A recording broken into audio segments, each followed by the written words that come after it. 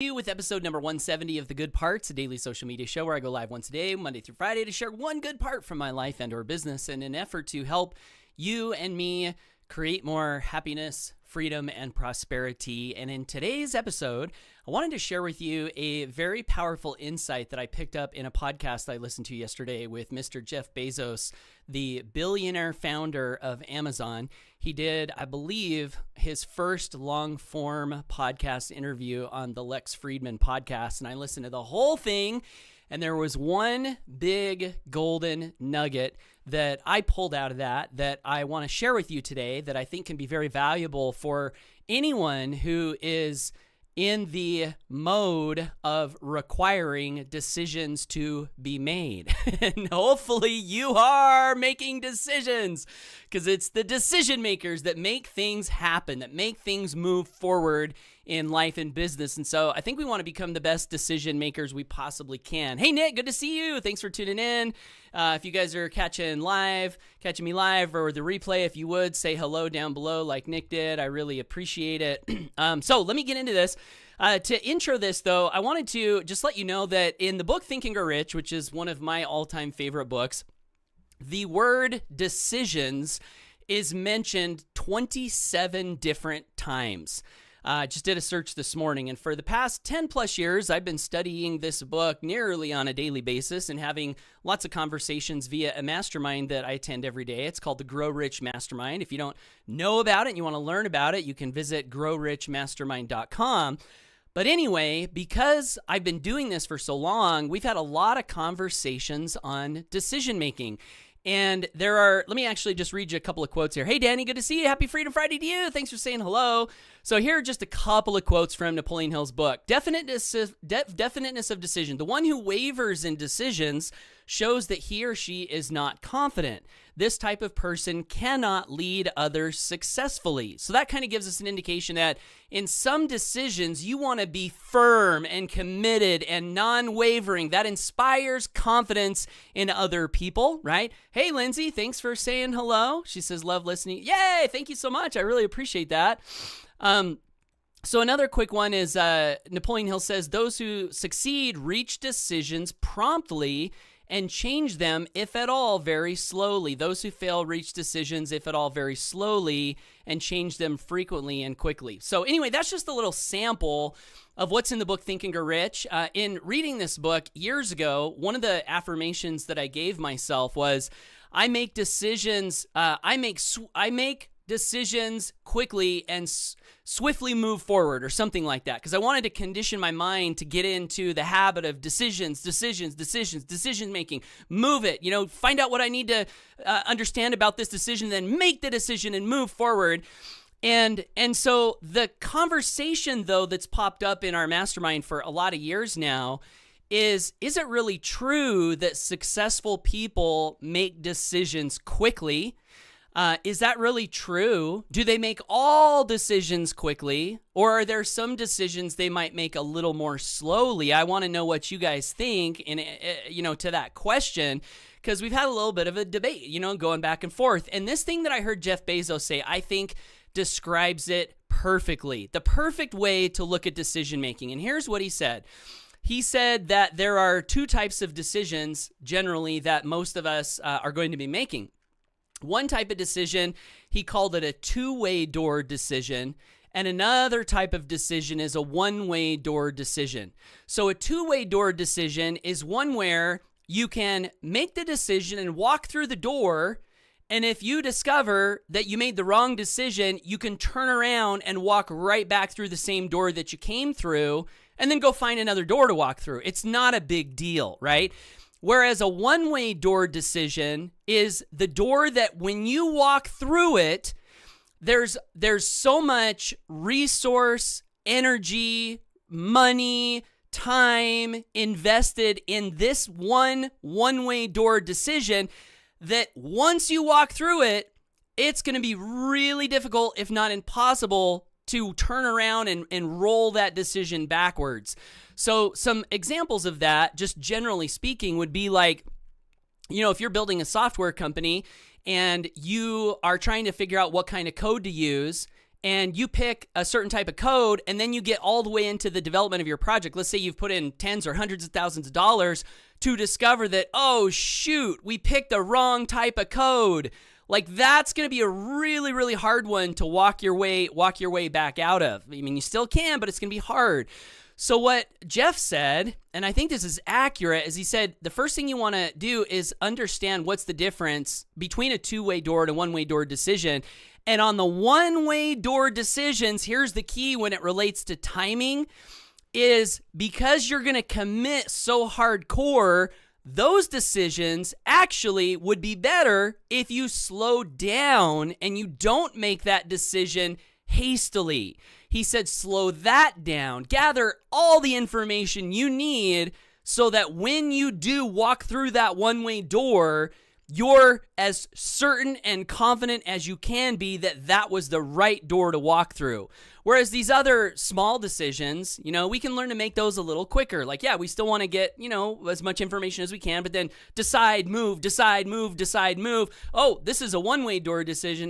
Maybe I better slow down and be sure that I'm making the right choice as best I can. Danny says, I think we should look at the big picture, then make a decision. Yeah, that's great advice. So here's how I think this relates to building a successful long-term business from home. So I've been building a full-time business from home since 2009, I think was when I finally reached a full-time income. So that's well over 10 years. So would you say that's long-term? I would say it is. Would you say it's successful? I would say it is. I've been completely free from a job for that long. And so as I was thinking to what Jeff was talking about, I was asking myself, okay, how does this apply to someone who might be building a network marketing business, which I've done, or an affiliate marketing business, which I've done, and I'm doing right now, actually. How does his thinking apply to that? And here's what I want to say, is that I think there are two one-way door decisions that must be made. And I actually talked about this the other day in a live I did about retention, because I had someone ask me a question, which was, how do you encourage other people to join and then stay, so that residual income can be strong and vibrant? And so I alluded to this, but I want to highlight it again. So the first one-way door decision, if you're going to build a business from home, is that when you walk through that door, and people do this all kinds of different ways. Like, some people stick their toe in the water. Some people say, I'll try it out. I don't think that's powerful. If you say, I'm going to try this out and see how it goes, you can do that and you can try it out and you can see how it goes. But imagine this, like someone's looking at whatever it is that you're selling, whether it's a MLM business or an affiliate marketing business or a product that you have, and they're like, hey, is this a good business to build? And then you say, well, I don't know for sure. I'm trying it out to see how it goes, right? Like, how much confidence does that inspire in the person that asked that question? Almost zero. And whether you say that or not, your energy is going to say it whether your mouth says it or not. So the first one-way door decision I think that you want to make if you're going to build a business from home, if you're going to build a residual income in some kind of a home-based business, is number one, I am in this to win it. My friend Gregory Pierre-Louis has a podcast called Grow Rich or Die Trying. That's a one-way door decision where he's proclaimed that he's going to get rich or he's going to die trying. In other words, that's a commitment that is until death do us part. And that's a decision that I made a long time ago is I said, look, let's imagine the worst case scenario. I really want to build a business from home. I really want to have my time disconnected from my money. I want to give this everything that I've got. Worst case scenario, I get to the end of my life and I don't have financial freedom, but I've laid it all on the field. I've thrown everything I had into it. I've added as much value as I could. I've given it everything that I've got. I went for my dreams. I'm on my deathbed. I didn't have my dream. What would be my reaction were that to happen? And what I said to myself was I would be okay with that because I would rather go for my dreams and live my life going for my dreams and not get there than spend an entire life wondering what if. What if I'd have given it everything that I had? What if I'd have went for my passion? What if I'd have done something that I loved, but instead I'm stuck doing this thing that kept my soul small for all the days of my life? So when I had that conversation with myself all those years ago, and I said, I'm okay with doing this clear till I die, I made a one-way door decision. I said, I will build a residual income from home if it kills me. And that's the only thing that can stop me from this decision that I've walked through. And what kind of confidence does that inspire? You know, when you're around people that say, I'm going to do this or die, it's like, wow, there might be something here for me to pay attention to. Nick says it's like someone saying, I'm going to try having kids and see how it works out, right? That's a one-way door decision. You have kids, you got the kids. You're across that threshold. There's no turning back, right? So good point. So that's decision number one, is are you in it to win it no matter what? Decision number two, one-way door decision number two, billionaire thinking, Jeff Bezos thinking applied to home business, in my opinion, is after you've decided that you're going to do it, as soon as you can, if you're going to be marketing a network marketing business or an affiliate marketing business, as soon as you can, you want to find the vehicle that you are going to ride. Like, what is your ride or die? What is the company? What is the group of people? What is the products? What's the comp plan? What are the values? Like, where is it that you're going to plant your flag? And the reason this is important, in my experience, after having done this now for since 2009, so over 10 years of my life, going on 15 years, I think, is that every decision you make in the home business space, every live that you do, every conference call that you do, every email that you send is building on itself. There's a guy named Naval Ravikant who talks about how all of the great returns in life are paid via compound interest, whether that's money or time or effort. All the greatest returns are via compound interest. So the reason that you want to, as soon as you can, pick your vehicle that you're going to ride is because you're building up a reputation over days, weeks, months, years, that you are someone who can be counted on, who has made a decision and has stuck with it. And what that does over time is that builds this reputation where when people are looking for something to join, they like think about this. I'm a dad, right? I've got a wife and 4 kids. And when I'm looking off into my future, one of the most important things for me is stability, being able to count on something so that my wife and kids are taken care of. Like, that's super important to me. So if I were a prospect, which I'm not, I feel like I'm unrecruitable actually at this point. So if there's anyone out there watching this thinking, can I recruit Paul? The answer is no. Why? Because I've walked through both of these doors. You can't recruit me. I'm unrecruitable. I've made my decision. I've planted my flag in cement. Can't move me from where I'm at. So when I show up in the world with that kind of an energy, there are people out there that are looking for something stable. They're looking for something they can count on.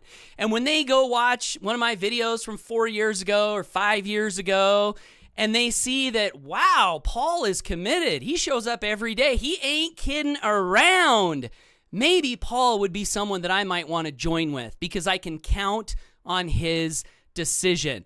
So these are the two one-way doors that I think, if you want to be successful long-term, and what does that mean for me? Like, long-term is not just I want to be in home business long-term. No, long-term for me means I want to have a residual income that's supporting and sustaining my family long-term.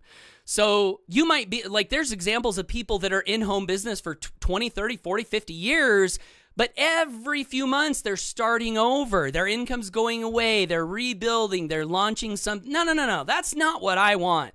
That's not an example of long-term. So long-term for me is you build an income that you can count on long-term.